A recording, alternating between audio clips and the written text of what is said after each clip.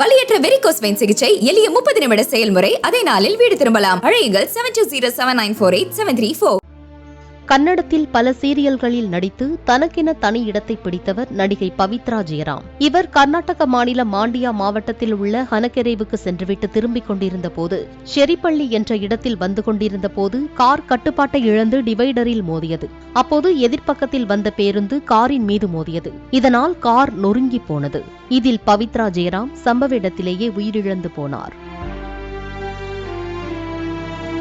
Driver Srikanth, சக நடிகர் சந்திரகாந்த் ஆகியோர் பலத்த காயமடைந்தனர்.